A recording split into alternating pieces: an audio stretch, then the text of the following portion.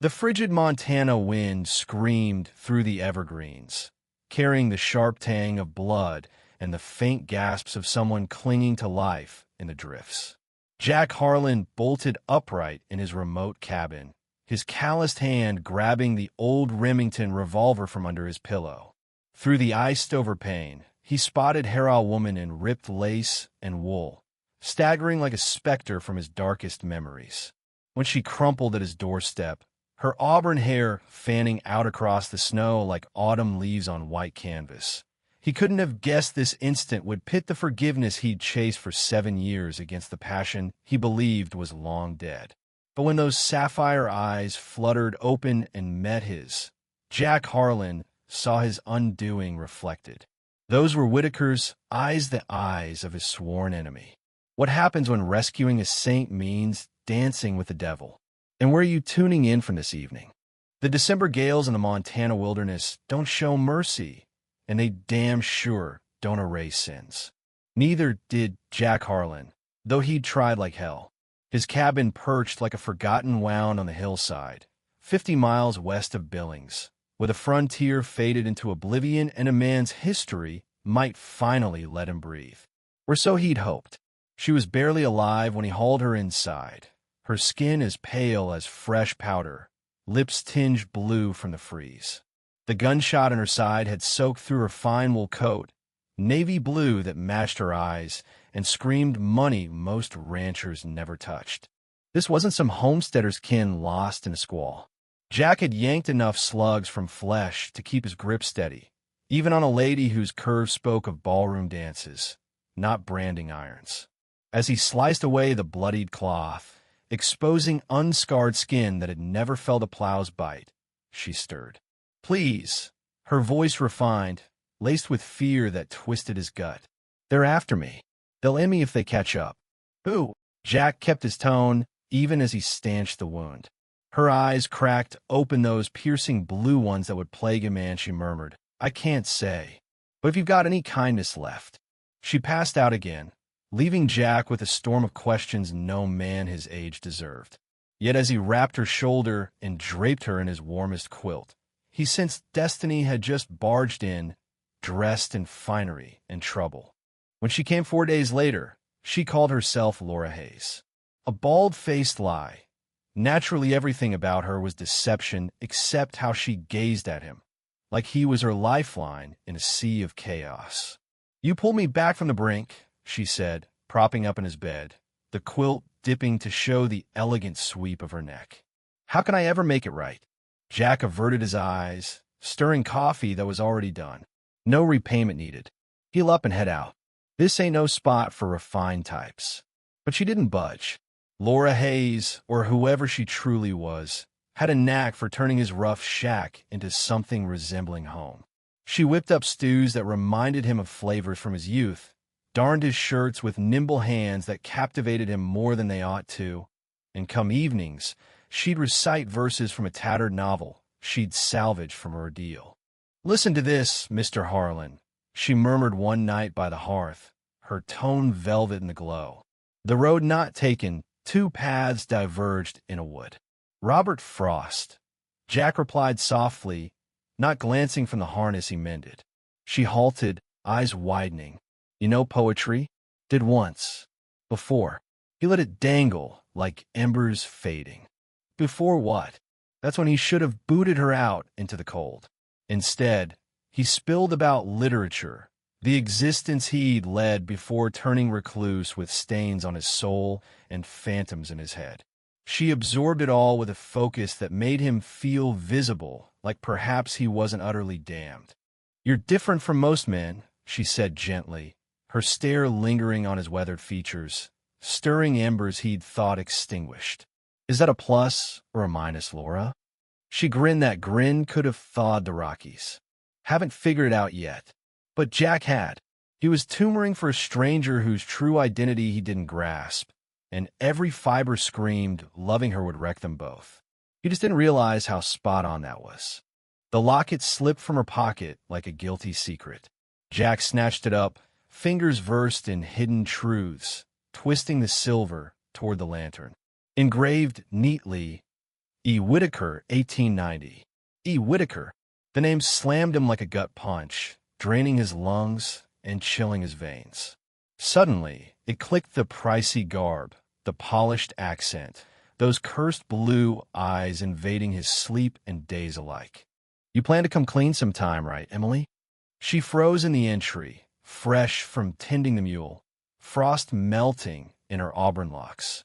Color fled her cheeks as she eyed the locket in his grasp.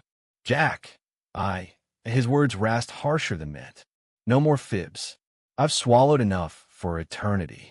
She slumped into the seat opposite, hands shaking as she took the locket. When their skin brushed, a spark jumped, undeniable even amid betrayal. I didn't know you when I staggered here. I was fleeing, dying, and you rescued me. From what? The tale poured out in jagged shards, slicing deeper each time. Victor Langford, the oil tycoon who'd bartered for her like livestock. The betrothal pact merging empires, squashing every smallholder from Billings to Bozeman. Her frantic dash west toward the border, cut short by a bullet from her own father's hired guns. He's orchestrated it all, she said, tears carving paths down her face. Langford's sunk a fortune into our alliance. If I bail, he'll ruin my dad's holdings, every cowpoke, every kin relying on our spreads. They'll all pay for my defiance. Jack should have felt justified. This was Whitaker's offspring, his foe's kin, weeping in his hideout over messes not his. But he saw only a woman caged by fate, mirroring his own trap from one fatal shootout that upended all. Your brother, he said low. Billy. It wasn't cold-blooded. Fair draw in Abilene, but he was soused green. Her whisper was barely audible. I know. You're no beast like Dad claimed. If you were, I'd be wolf bait. She rose, pacing to the window where starlight etched her silhouette. Billy was wild, untamed. Dad tried reining him, but she shrugged, old grief-heavy. Some folks are wired to shatter hearts, huh? The quiet tautened like a bowstring. So now, Jack asked, we both know the score. This ends ugly. Emily spun from the glass, eyes fierce, raw, stunning. What if it doesn't? What if we bolt together? Running doesn't rewrite us, Emily. Don't erase what I did to your kin. Maybe not. She neared.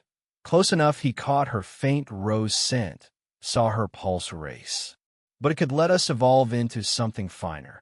When she clasped his hand, he held on. When she melted into him, he didn't retreat. And when she tilted up, lips inviting, Jack Harlan conceded some wrongs were worth the fall. The kiss started tender, probing like a query. Then she sighed a mix of yield and fire it ignited. His arms circled her waist, drawing her flush as she dissolved against him. She tasted of hope and horizons, all he'd forfeited. This is lunacy, he breathed on her mouth. Then let's go mad, she replied, and the flames flickered over her as she beamed. Beyond, the gale wailed cautions, but they tuned it out. Montana winter eves drag eternal, bleak and biting, ripe for brooding on regrets. But that night, in Emily Whitaker's embrace, Jack learned some hearts scorch away, even in entrenched remorse. She approached like a vision incarnate, her cotton shift gleaming in the embers as she crossed the floor. Each stride is fluid elegance, crafted to push a man over the brink. You certain? His voice was gravelly with want and wariness. Never sure of zilch, she said, easing beside him. But I'm done fearing, done letting others steer my path. Her fingers mapped a scar on his torso, an ancient lead souvenir from a sheriff's stint, and his flesh ignited wherever she grazed. Tell me about this, she hushed. Rustler in Dodge, 1885. Figured he outdrew me. His breath hitched as her lips traced the line. And this. Lower, a Blade's legacy.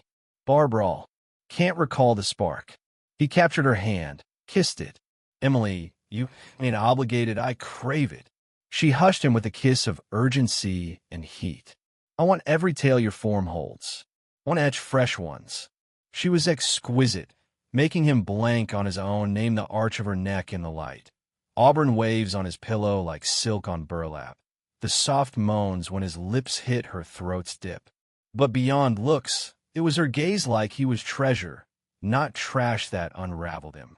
When she bowed under him, nails in his back, he was adrift. When she gasped his name like salvation, he was anchored. Later, entwined in linens and moonbeams, her head on his chest, breath synced, Jack grasped love, strikes unbidden fears, ruinous, untamable. "What are you pondering?" she asked, voice sleepy with bliss. "That I'm an idiot. Why? Falling for a gal I can't keep." She lifted, eyes grave in the glow. "What if you already do? What if love bends the rules?" Before retort, horses whinnied afar. Emily stiffened, pallor returning. "They tracked me." Jack snatched his gun belt. Serenity shattered like ice. "How many?" 30, easy." She yanked on her dress swiftly. Through the pain, lanterns bobbed amid pines like hellfire. Hooves thundered nearer, spurs clinking, leather groaning pros encircling like coyotes on a lame deer. Rear window, Jack barked, loading rounds. Trail to no. Emily's tone is steel. "I won't flee. Won't watch you bleed for my spinelessness." "Emily," a bellow echoed, iced with command. "Harlan, I know you're holed up. Hand over my girl, and maybe you breathe a bit longer for pawing her." Marcus Whitaker had arrived, army in tow. Jack peeked. 28 riders ringed the shack, hardened shooters all, cocksure with odds stacked. "Final shot, Harlan. Send her, or we'll torch you pair." Marcus's words were glacial. "You've always been too stubborn, child, but you'll learn. Langford wants his vows, and by damn, he'll have him." That's when Jack knew escape was a myth. Some battles pick you, and guarding love sometimes means gambling the lot. He kissed Emily fiercely, tasting salt and steel. "Whatever goes down, loving you is worth a ride." Outside, shadows closed. Inside, foes turned allies braced for war, aware some bonds merit the grave. Dawn crept slowly over the Montana peaks, staining the snowfield in crimson and amber. 28 gun hands looped the cabin, vapor pluming in the chill, barrels fixed on the lone exit. At the hub, Marcus Whitaker, astride a midnight steed, a man of 62 whose aura demanded deference and dread. Even aged, he ruled like a king eyeing his realm, which he essentially did. "Emily," his command boomed, used to compliance. "Enough games with this butcher. Come home." The door creaked open. Jack emerged first, palms up but poised, steel gaze sweeping the threats like old time survived. Emily followed, jaws set despite quivering fists. "Hey, Dad," she called, voice ringing like a challenge. Marcus's expression flickered soft apparent relief, post-agony then hardened. "You look worn, older. This is what consorting with killers yields. This is liberty," Emily shot back. "Something you'd never get." "Liberty?" Marcus's laugh is hollow. "You call shacking with your brothers Slayer liberty? Torpedoing our legacy liberty. Ethan's end was a mishap, and you know it." "What I know," Marcus hissed low, "is Victor Langford's plowed 300 grand into our merger cash he demands repaid via your altar walk. If not, he bankrupts every soul from here to Missoula. Is it your liberty? Letting innocence starve for your whims." The barbs landed. Emily blanched, doubt seeping. The burden that spurred her flight, now a yoke hauling her back. "There's got to be another path," she faltered. "There is." From Marcus's flank, a rider advanced. Victor Langford, 65, paunchy but eyes like steel shards. "Wed me voluntarily, and I'm lenient your old man retains half his turf. His crew stays fed." "Ball," he shrugged. "Contracts got penalties for welching. Legal ones." Jack boiled over. "The woman staying put with neither of you." 28 rifles pivoted, hammers snapping like cracking joints. "You don't vote, Harlan," Marcus sneered. "Your grace to bid adieu alive." "Maybe," Jack said coolly, "but I won't drop soft. How many hands are you sacrificing for ego?" The glade teetered on violence's cusp. Then Emily interposed, voice slicing sharply. "Halt!" shouted Dad, Langford, then Jack. "I got a deal." "Emily, no," Jack began. "Hear me." Her command cracked like thunder. She strode center, every gaze locked regal, fearsome, masterful. "Mr. Langford, you bankrolled Whitaker's acres and assets. What if I secure that Sands' unwanted nuptials?" Langford's brows knit, intrigued. "I'm all ears. Straight biz alliance. 65 to 35 your favor. Full access to our trails and stock, plus payout for the jilted hassle. And a ghost funds that how." Langford's soft, sly. Emily's grin mirrored her dad's sicey, shrewd. From her dad's holdings, naturally. After all, if Emily Whitaker perishes in a freak mishap, her share reverts to him, who can fulfill his girl's dying wish. Hush fell absolute, wind pausing. Marcus gaped at his offspring, pride mingling with awe. "You want to die?" "Vanish," Emily amended. Emily Whitaker succumbs in a gale, lost en route to the line. No corpse recovered, Winters claim, plenty out here. But her dad, heartbroken, upholds the pact she fled. Langford nodded slowly. "Smart. Real smart. But him?" He jabbed at Jack. "Loose end snag." "What loose end?" Emily unflinching. Jack Harlan croaks, same Eve, gun resisting. Shack was raised in the fray. Frontier tragedy. Jack got it was sparing him by nullifying them both, so they could fade jointly. "Dad." Emily softened, the child pleading one boon. "Let me fade with grace. Let me pick my phantom." Marcus eyed his daughter long, spotting the woman forged tough, sharp, merciless as needed. His kin through and through. At last, he dipped his head. "Lads," he summoned. "You saw Zilch. Emily Whitaker and Jack Harlan perished here 3 days back. Rest his mop up. 3 years on, in a glen near Napa Valley where California rays gilded all, a lady named Isabella Ruiz lingered at her humble spread's threshold, eyeing her spouse Miguel tame broncs in the pen. He moved with that steady sureness, though his locks cropped, beard neat, palms smooth from years sans triggers. To queries, he was a Spanish newcomer wed to a widow with modest dirt and grand visions. In Cali, no one pried, everyone fled something. The missive came that morn to Isabella, in script she knew. Inside, tidy English, "Dearest Isabella, the venture thrives." Langford's content with his stake, though he probes about his vanished fiancée now and then. I say sorrow fools elders.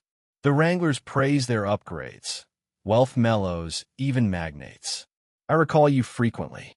Hope the Cali warm suits. Your steadfast ally, M. Isabella tucked it near her heart, then strolled to Miguel, hand on her gentle swell where their babe stirred. "Note for back east?" he asked, not turning. "From a pal," she said, fence leaning.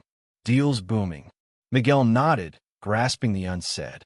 They'd torched old selves in a Montana blaze, with old blames and woes.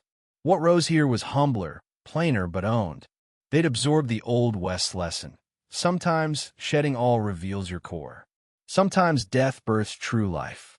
And sometimes love merits any Tolevan rebirth. They were unbound. They were united. They were rooted. And that trumped all the territory, sway, and riches the prior world dangled. What do you think about this tale of love, betrayal, and second chances? Drop your thoughts in the comments below. Did Emily make the right call faking her death? Or should she have fought differently? Share your stance on whether family loyalty trumps personal freedom, and let's debate what you do in their boots. Your views could spark some heated discussions.